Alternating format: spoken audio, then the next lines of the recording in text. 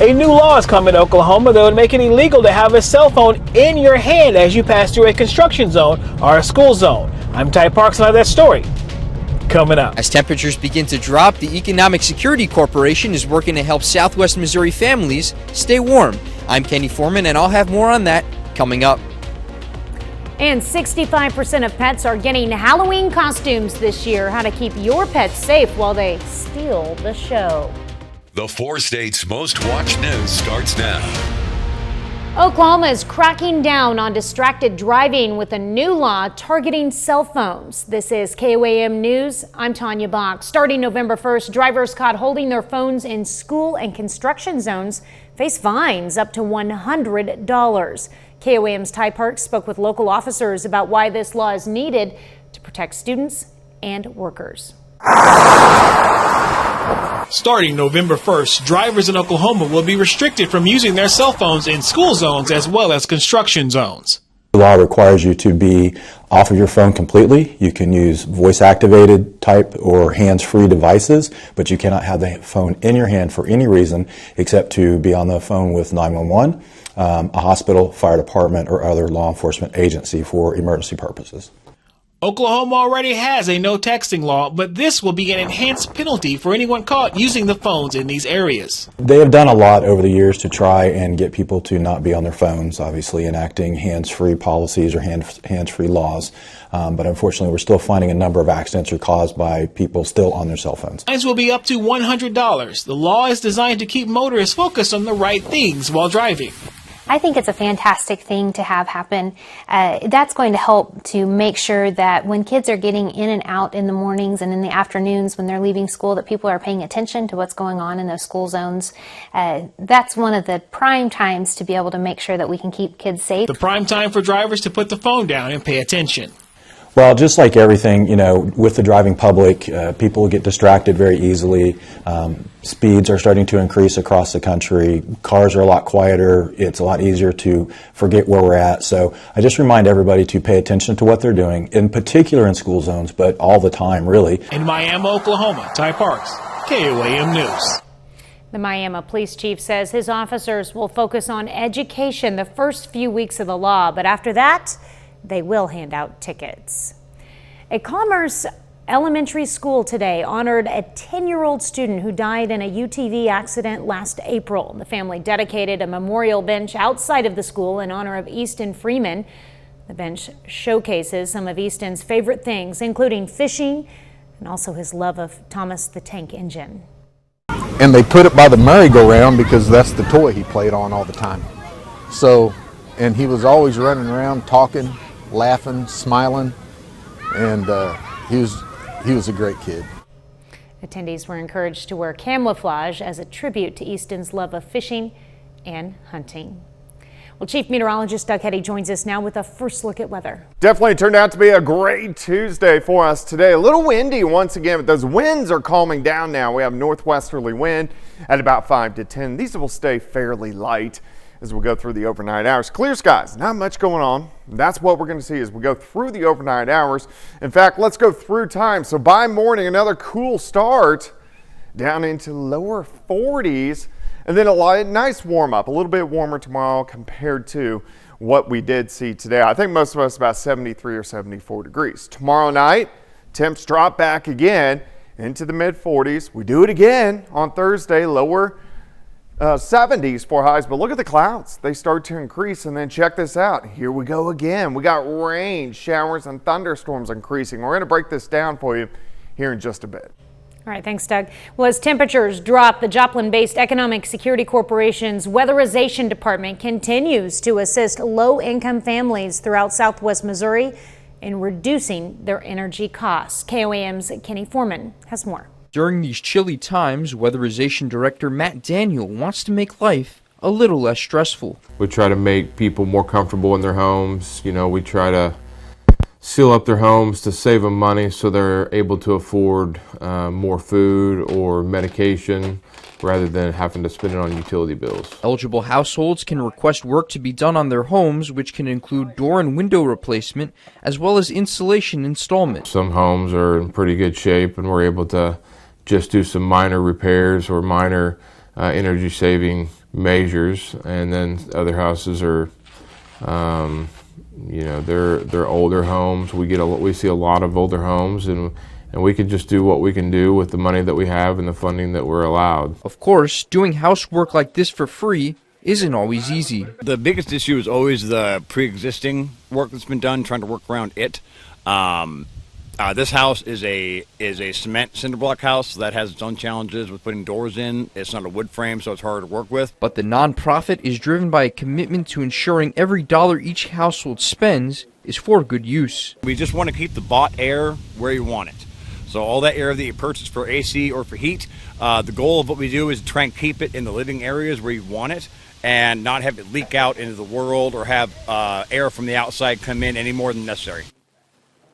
Although they do receive federal funding, at the moment, Daniel says that the organization has yet to be impacted by the ongoing government shutdown.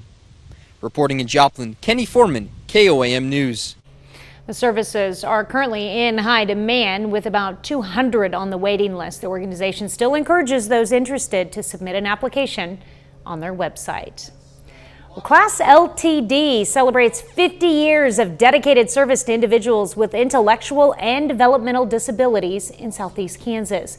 Class hosted an open house and business after hours event tonight at their administrative office in Columbus to mark the milestone. The organization's service area includes Cherokee, Crawford, Labette, and Montgomery counties, providing each a wide range of services designed to help individuals achieve independence, community inclusion, acceptance, and individual rights. The big reason for the open house is to celebrate the tremendous accomplishment of Class being in their communities for 50 years. It also gives us the opportunity to re-engage with some former employees, former longtime staff members who have been here today. It gives us the opportunity for some of our individuals to be part of that as well. The celebration continues at Pitt State, where Class LTD will host a holiday ball auction on November 15th. Well, coming up, families left in a snap. The government shutdown is hitting home with SNAP benefits being put on pause. I'm Blake Gully, and I'll have that story coming up. But up first, doctors call it the biggest allergy success in modern history, and now new guidelines are reversing peanut allergy advice for parents.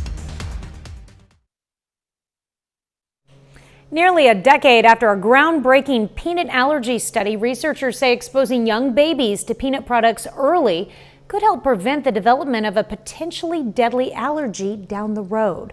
Fox's Ted Linder has more. Could a peanut a day keep the deadly allergies away? Parents were long advised to wait until their children were 3 years old to introduce them to peanuts and other foods that could trigger allergies. But a landmark 2015 study suggested otherwise, and it's proving to be effective. If we actually introduce that allergen to children by mouth, having them eat it, before they're introduced to it via their skin, we can reduce the risk that child's going to go on to develop the food allergy itself. When a child with the allergy consumes a peanut, their immune system reacts to the protein, which can trigger various symptoms, including hives, respiratory symptoms, and sometimes life-threatening anaphylaxis. Nearly a decade later, a new study published in the journal Pediatrics shows the number of children with peanut allergies has sharply declined. This is probably the biggest public health success in allergy in the modern era. Researchers analyzed health record data for about 40,000 children and found that peanut allergies dropped by 43%. They were randomized to either early peanut introduction or normal peanut introduction. And what the authors found is that the rate of peanut allergy was significantly lower. This isn't just a win for peanut allergies, though. New early introduction guidelines have dramatically impacted food allergy rates as a whole. There's about 60,000 less kids with food allergy today than there would have been. For the first time in modern history, not only have we reduced the rate of food allergy diagnoses, but we're actually lower than we were 5 years ago. I'm Ted Lindner, Fox News. Obesity-related cancer is on the rise worldwide among both younger and older adults. A study in the Annals of Internal Medicine looked at increasing cases of 13 types of cancers. and found that obesity was primarily to blame.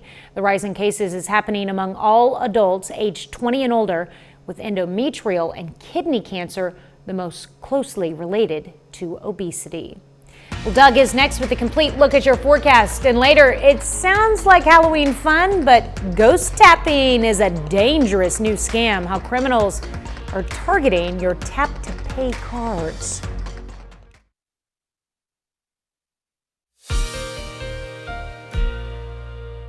Well, it definitely turned out to be a great Tuesday today. Fantastic temperatures, about 10 degrees cooler than what we did see on your Monday. Yesterday, we were near 80, but it still felt great. Probably because we were in the 80s all last week. Mid 40s this morning, upper 60s during the afternoon. Today was right about where we should be for this time of the year. Clear skies, nothing going on. We're going to stay nice and calm as we go through the overnight hours. A light northwesterly wind still kind of kicking in across the region. But overall, it's shaping up to be another chilly, crisp fall start on your Wednesday. Low to mid 40s, 43, 44, 45 degrees.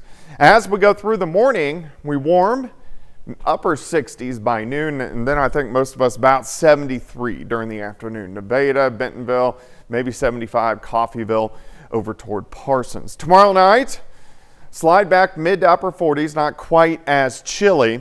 And then heading into Thursday, clouds increase, especially in the afternoon, but I'm going to go with a dry forecast, about 73 again. Now, Thursday night, clouds thicken, showers, even a few thunderstorms spread in.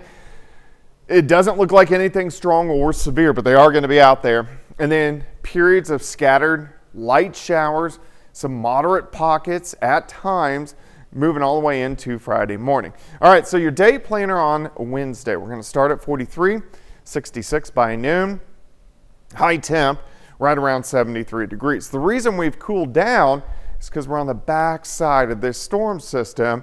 So we have a northwest flow, a flow out of Canada, bringing in a little bit cooler Canadian air. Watch this, it presses east. Here comes our system on Friday. Now, it's almost a cutoff low, Here's the jet stream, so it's cut off from that main flow, so it has nothing really to shove it off toward the east. Then we get another system in here early next week with chances for showers and thunderstorms. So let's break it down. So we're going to start with system number one, the showers most of the day on Friday. This will keep our temps cool, highs probably 60 to 62. Light showers Saturday morning, light showers Saturday afternoon, showers stick around Saturday night, showers stick around for a good chunk of Sunday. So it's going to be a dreary, wet weekend. This system exits, Monday looks good, then here we go again. Look at thunderstorms pop up across the region Monday night, and then here we go again. Heavy amounts of rain possible on Tuesday as well. How much rain could we get? Let's look at the next 6 days. A lot of areas an inch, maybe 2, maybe 3, maybe 4 in spots. So it's going to be a pretty wet week for us as we go through the next week. 73 Wednesday, 73 on Thursday. And look at the lower 60s. Friday, Saturday, and Sunday. Monday looks good, and then thunderstorms back in Monday night and into Tuesday. Definitely want to keep your umbrella handy. Well, coming up next, silver prices skyrocket 76% this year as demand surges. Silver prices hit a record high last week. I'm Lydia Hu with the Fox Business Network. Coming up, I'll show you how this silver mint is turning this into this.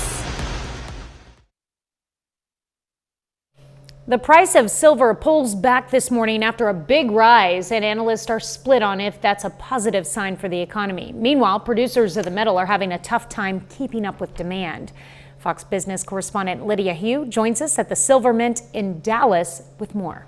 Everyday silver in some cases into investment grade silver bars, and that process starts here with melting down the silver and removing all the impurities, mixing it with water, and the process produces this pure silver grains that are then taken by robots over here, poured into molds and sent into an oven that's heated up to 1200 degrees Celsius. That melts the silver down and creates the investment quality bars that are then stamped with the appropriate certifications.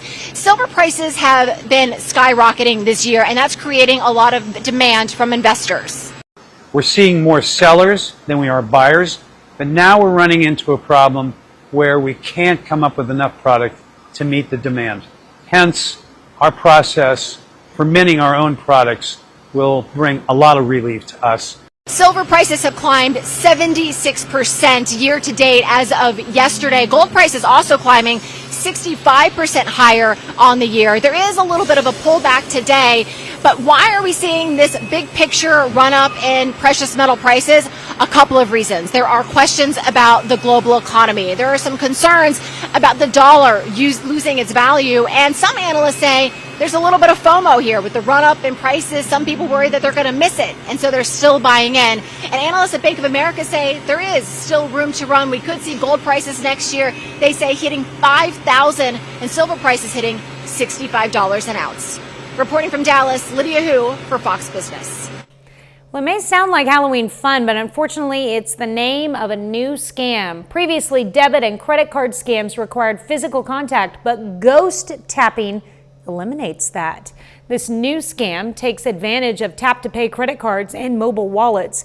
According to the Better Business Bureau, while the payment methods for tap-to-pay are generally safe, scammers can exploit them in crowded spaces or distracting situations. And once a scammer has your information, they may only make small transactions to avoid you noticing right away. For example, some scammers that are utilizing this tapping scam will set up as a fake vendor and then try to talk you into a small purchase.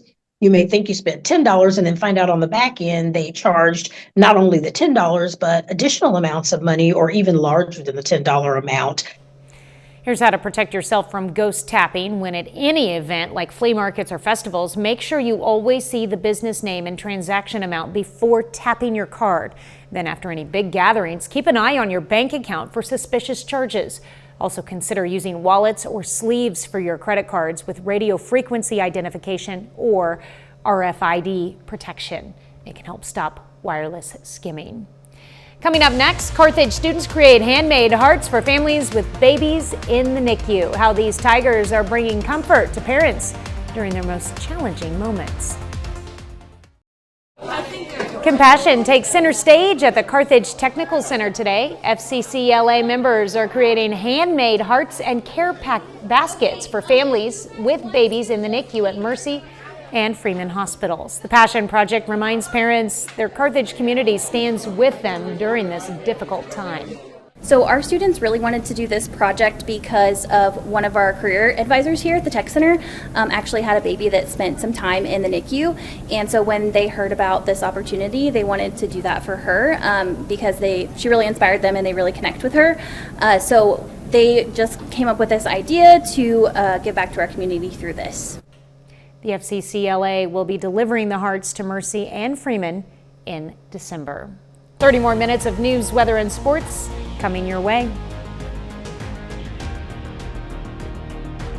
And Republicans and Democrats aren't any closer to a solution. I'm Rebecca Castor in Washington with the latest just ahead. And a pause in SNAP benefits creates food insecurity for families in the 4 states. You're watching the 4 states most watched news. This is KWAM News at 9 on Fox 14. I'm Tanya Bach. Still no breakthrough in sight to end the government shutdown, which is in its 3rd week now. Both sides are holding firm as Republicans refuse to negotiate with Democrats over Obamacare. Fox News correspondent Rebecca Castor has the latest from Washington. President Donald Trump greeted by a round of applause from GOP senators attending his Rose Garden lunch Tuesday, an opportunity for Republicans to show they're united as the government shutdown drags on. Today I'm calling on every Senate Democrat to stop the madness, to let our country get back. In the greatest moment in the history of our country in terms of wealth, these guys go on strike. It's really a shame. We are going to keep voting to open up the government, and eventually The Democrats, hopefully sooner or later, are going to come around. But it doesn't look like that will happen anytime soon. Democrats are adamantly withholding their votes until Republicans agree to extend expiring health insurance subsidies. There's nothing far left or far right or center about wanting lower premiums. It's common sense. It's what the American people overwhelmingly want. But Republican lawmakers and the White House aren't willing to negotiate until the government reopens. Republicans have nothing to offer to Democrats who are using this for their own selfish political purposes. Plain and simple, that's what it is. Even from the president. The president has nothing to offer them. In the meantime, hundreds of thousands of federal workers have been furloughed, and the FAA says travelers are feeling the impact with delays and staffing shortages at major U.S. airports. The Senate plans to take a vote later this week to pay essential employees during the shutdown, but it's not clear it has the votes to pass. In Washington, Rebecca Castor, Fox News. Millions of families across the country depend on SNAP benefits to put food on the table. With the federal government shutdown still in effect, officials say those benefits may not arrive next month. KOAM's Blake Gulley explains how the change could affect families across the 4 states. I do receive food stamps, but I do work. As a single mom, Desiree Huber depends on federally funded programs like SNAP to help feed her growing family. She understands some people may abuse the system, but says for many the support is essential. There's also people who genuinely need it, who actually need it to provide for their families, because those who are on Social Security, disability, and who are disabled can't go out and get jobs to be able to provide for their families. And you know, I grew up on SNAP, and I use SNAP to benefit towards my family as well, because like I said, sometimes, you know, the cost of living has went up. In a statement to KOAM, Bailey Watts, media director for the Missouri Department of Social Services, says, "We understand how difficult this situation is for Missouri families who rely on SNAP benefits to meet their food needs. DSS encourages SNAP participants to look at the potential of stretching their October balance into November if possible." Here at Cross Lines Ministries in Joplin, families turn for help when they're in need. And with the government shutdown and SNAP benefits being paused for November, the line will likely get longer. Ozark Food Harvest is preparing for that increase. So suddenly not having access to those benefits is going to leave a gigantic shortfall in their grocery budget. So it's incredibly important to support food banks like Ozark's Food Harvest, as well as local pantries like Crosslines Joplin right now, because they're going to see that influx of need. State officials say they'll resume issuing SNAP benefits as soon as federal funding is restored. Reporting in Joplin, Blake Gulley, KOAM News. In Jasper County, more than 18,000 individuals use SNAP benefits. Those families are each receiving nearly $200 a month from the program. For more information on local food pantries, please visit our website. Well, Doug is next with a complete look at your forecast. And later, dressing up your pet for Halloween, trainers share safety tips to avoid a scary situation.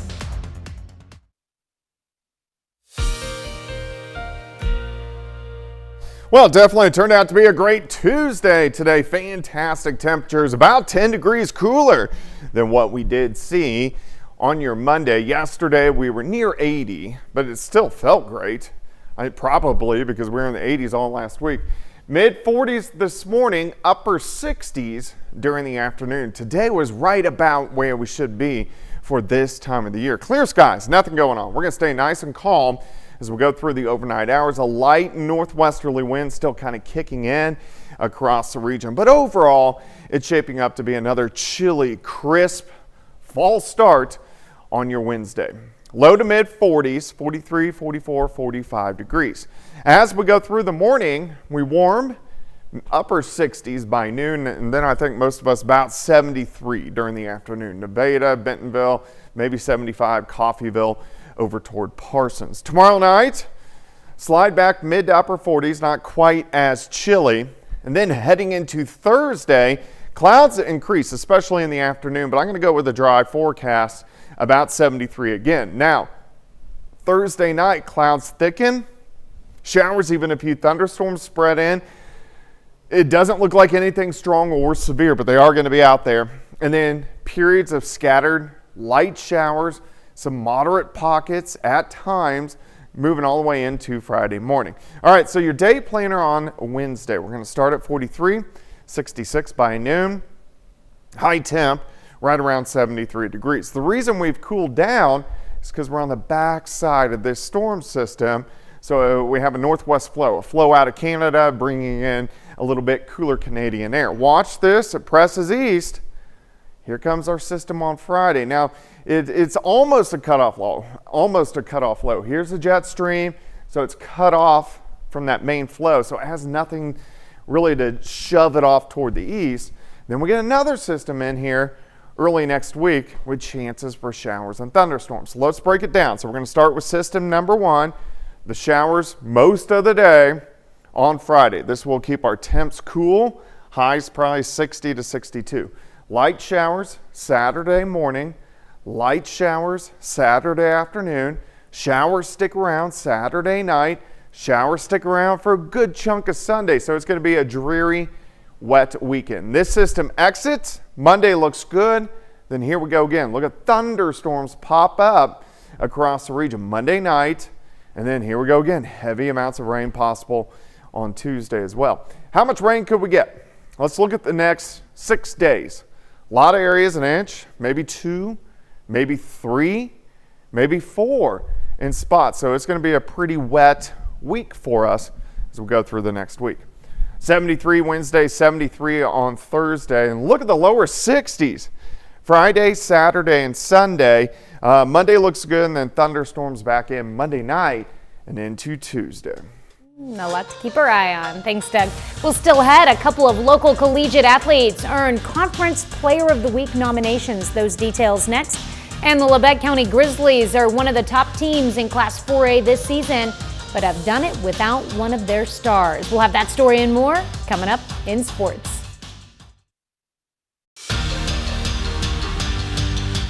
Postseason volleyball is here. Yesterday it was Kansas regional tournaments taking place, but on Tuesday, Missouri district brackets getting underway, including Class 4 District 6 at Webb City.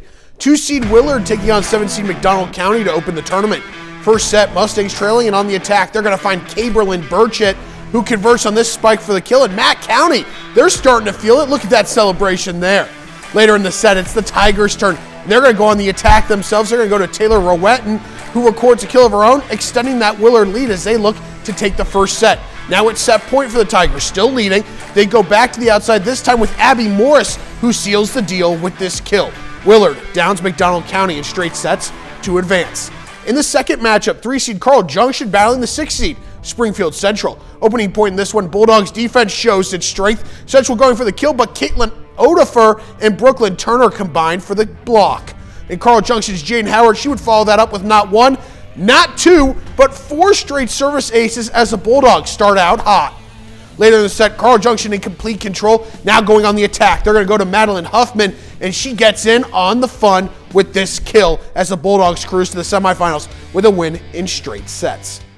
The Labette County Grizzlies currently sit in second place in the Class 4A East standings, currently sitting with a 5-2 record. One thing about this team that stands out is the Grizzlies' success this season has been strong without one of their star players. Labette County is without star running back Jamal Jackson, who's been injured throughout the season.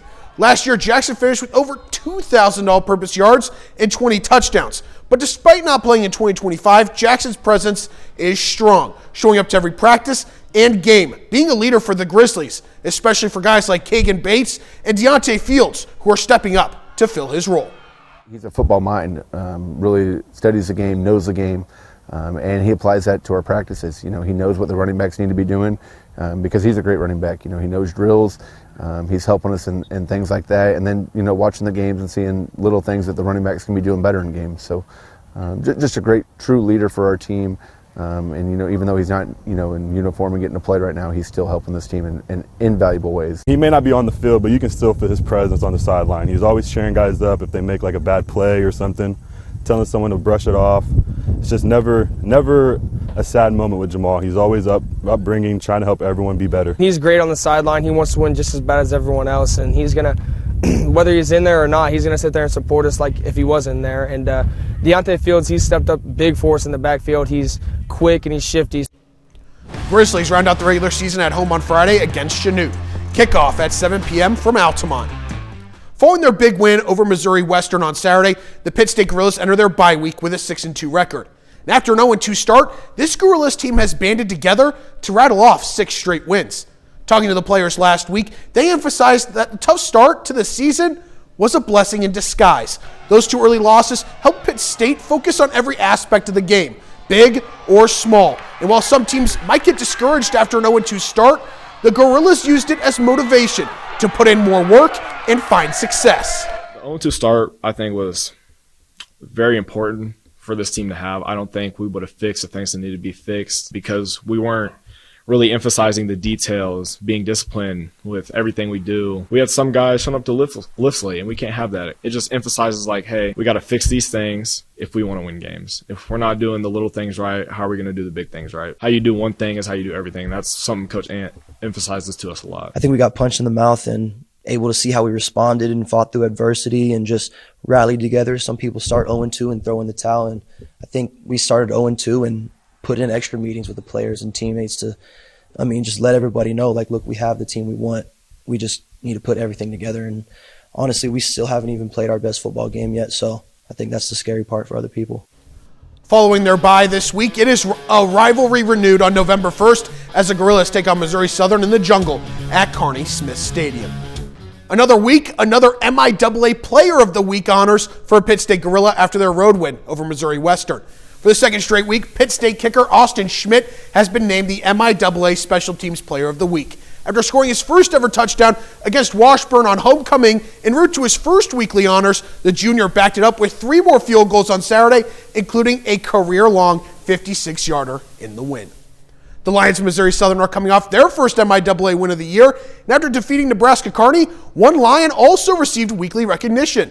MSSU defensive back R.J. Hill has received the MIAA Defensive Player of the Week honors after a monster game against the Lopers. He finished with 2 interceptions, including a 70-yard pick six in the Lions' win. Hill also received the D2Football.com Defensive Player of the Week for his performance. Always good to see a couple guys, local guys, get some conference recognition. Austin Schmidt has been nails for the Gorillas so far. Big piece of their win streak, too. So when is the game coming up between Pitt State and MSSU? Not this week, but next Saturday on November 1st. Always going to be fun. My first rivalry between the two, and they're going to face off in the Jungle, so it's going to be a good one. Yeah, it definitely will be. All right, we're back with more news after this. As Halloween approaches, pet costumes are becoming a major trend, with nearly 2/3 of pet owners planning to dress up their animals. But experts warn without proper preparation, Halloween can be more frightening than fun for your pets. Gary Baumgarten reports on the safety tips every pet owner should know before the big night. Halloween is just around the corner. Happy Halloween. A survey conducted by pet service company Rover says about 65% of pet parents plan to dress up their dog or cat. To prepare for the holiday, professional pet trainers are sharing some safety tips to keep things from getting too spooky. We don't want to be on Halloween Day the first time we're putting our pet's costume on our pet. Whether your pet is dressed up in a costume to help you pass out candy or to go out trick-or-treating with the kids, it's important to make sure they're comfortable. Sometimes costumes are really tight right here under that arm area or here along the chest. We want to make sure they can easily extend their legs, walk, move, and it's not going to hurt them in some way. If your pet is helping you greet trick-or-treaters, experts say be aware of their surroundings at all times. If a child drops the candy, is your Labrador going to go snatch that piece of chocolate? You also need to consider other noisy elements that might give them a fright. Ringing that doorbell over and over can be stressful to our pets. Sit in your driveway, sit in your porch, sit on your front step to kind of limit that stress on our animals. And if your kids go out to trick-or-treat, remind them of how to handle their candy safely around their furry siblings when they get home. If we're eating candy, being careful with our wrappers and our food, we want to make sure they're not going to eat it because it smells delicious. If you're still looking for a trendy and safe costume idea, consider dressing up your canine or feline friend as Taylor Swift, Travis Kelce, or President Donald Trump. I'm Gary Baumgarten, Fox News. Christina Aguilera brings Christmas magic to theaters. That story and more coming up next in Hollywood Nation. A pop superstar will spread holiday cheer across theaters this December, and a global mogul redesigns her world. Fox's Ashley Dvorkin has all the latest in today's Hollywood Nation. Aguilera gets festive, Hilton redesigns her life, and Domingo heads to Oz in the Hollywood nation. Colman Domingo will be the voice of the Cowardly Lion in Wicked for Good. The Oscar and Tony-nominated actor joins the star-studded sequel featuring Cynthia Erivo as Elphaba and Ariana Grande as Glinda. The casting news, first teased by director John M. Chu, was confirmed by Domingo on Instagram. The film will also feature familiar faces from Oz, including Dorothy, the Tin Man, and the Scarecrow, though the actors playing the characters haven't been revealed. It hits theaters November 21st. I'm so excited to Parisize this room. Paris Hilton is taking on a new design mission. She's launching Inclusive by Design, a 3-part YouTube series following her as she creates a home and workspace tailored to her ADHD. Produced by her 1111 media company, the show premieres Wednesday during ADHD Awareness Month. Hilton calls it a personal project aimed at showing how intentional design can support focus and creativity. Chestnuts roasting on an open fire. Christina Aguilera is bringing her holiday magic to the big screen. Her concert film, Christina Aguilera, Christmas in Paris, will play in U.S. theaters for 2 nights only, December 14th and 21st. The event celebrates the 25th anniversary of her holiday album, My Kind of Christmas, and features an intimate, immersive performance filmed in Paris beneath a shimmering Eiffel Tower turned Christmas tree. Merry Christmas. In Hollywood, Ashley Dvorkin, Fox News. And that's our time for tonight. Thank you for joining us. We're going to leave you with video of a meerkat enjoying a pumpkin playhouse at the Oakland Zoo. Have a great night and an even better tomorrow.